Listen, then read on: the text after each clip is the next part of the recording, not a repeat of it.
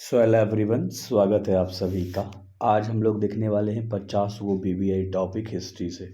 बस इतना टॉपिक तैयार कर लोगे तो भी आपका पूरा प्रिपरेशन हो जाएगा और हिस्ट्री में आप 100 में 98-99 नंबर आराम से लेकर आ जाओगे। टेंशन मत लो, ठीक है। बाकी तो मैं इंपॉर्टेंट क्वेश्चन, ऑब्जेक्टिव, सब्जेक्टिव सब चैप्टर वाइज तैयार करा रहा हूँ। फिर मैं बाद में आपका बीबीआई भी तैयार करा दूंगा और पीडीएफ भी दे दूंगा। तो डरना मत मेरे भाई, ठीक है। कि ये टॉपिक नहीं किया दो, एक बार देखो कि ये टॉपिक में तुमने कितना कवर करा है, ठीक है। तो आइए और देखते हैं सारे के सारे टॉपिक को। जैसे हड़प्पा सभ्यता हो गया, चैप्टर फर्स्ट में है।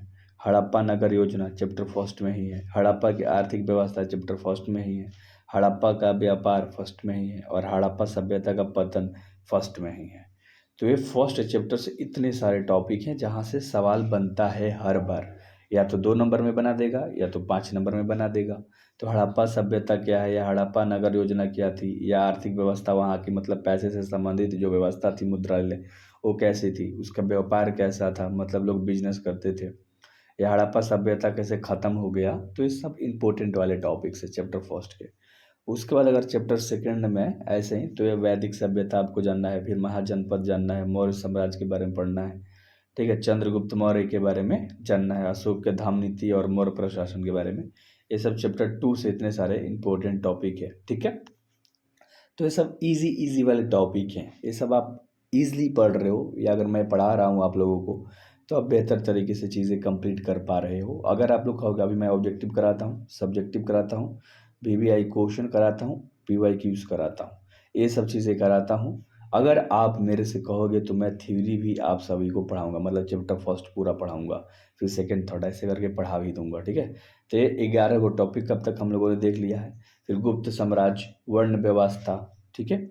उसके बाद अगला है हमारा जाति प्रथा, महाभारत, बौद्ध धर्म, जैन धर्म, बौद्ध संगीति, बौद्ध स्तूप, ये सब हमें पढ़ना है। अच्छा, एक चीज़ मैं अभी आप लोगों के सामने बोलना चाहूँगा मेरे भाई, ठीक है। कि अगर आपको ध्यान से सुना, 3 गो कंडीशन है। अगर आपको नोट्स लेना है, ये चैप्टर वाइज होता है, मतलब थ्योरी। फिर उसके बाद वीवीआई क्वेश्चन बना रखा है, ऑब्जेक्टिव और सब्जेक्टिव, ठीक है। उसमें सब पीवाईक्यूज इंक्लूड है। फिर मैंने गाइड बनाया है, जैसे आप एग्ज़ाम के लिए गाइड लेते हो ना मार्केट से, तो गाइड बनाया है। तीनों आपको सामने यहाँ पर चल रहा होगा सामने से।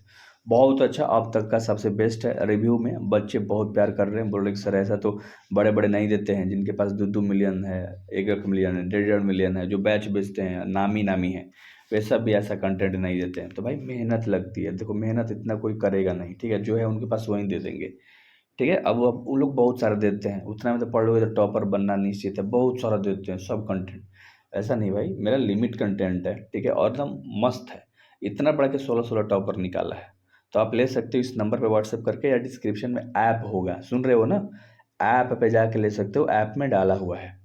चलो आगे के टॉपिक कवर करते हैं। ये सब चीज़ें तो है वो आपके लिए है, अगर लेना हो तो आप लोग मतलब ले लो, एक भी गलत नहीं रहता, इसलिए मैं बोलता हूँ मार्केट से मत लेना।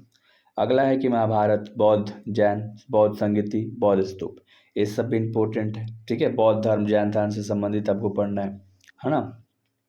उसको तो आप जानते हो कि अजंता एलोरा गुफा है, ठीक है। ये तो आप जानते हो, कहोगे हाँ जी सर ये तो हम जानते हैं, ठीक है। अगला है दक्षिण भारत के राज्य, फिर चोल साम्राज्य, विजयनगर साम्राज्य, भक्ति आंदोलन, सूफी आंदोलन, ये तो बहुत इंपॉर्टेंट है। विजयनगर साम्राज्य भी इंपॉर्टेंट है, ठीक है। ठीक है, ये सब आपको पढ़ना है। आप लोग लिख के रख सकते हो कॉपी में, ठीक है, ताकि इस पर ज़्यादा आप रिवीजन करो। कबीर के विचार, गुरु नानक के विचार, दिल्ली सल्तनत, मुगल साम्राज्य, ठीक है, ये भी देखो इंपॉर्टेंट है। दिल्ली सल्तनत और मुगल साम्राज्य बहुत इंपॉर्टेंट है। अगला टॉपिक है हम लोग पास कि अकबर की धार्मिक नीति, ठीक है। मनसबदारी व्यवस्था, भू राजस्व व्यवस्था, किसान और जमींदार, अस्थाई बंदोबस्त और रैयतवाड़ी व्यवस्था। तो ये सब आपको करना है, ठीक है। बहुत अच्छे तरीके से आप कर लोगे, मुझे पता है अच्छे तरीके से तैयार कर लोगे।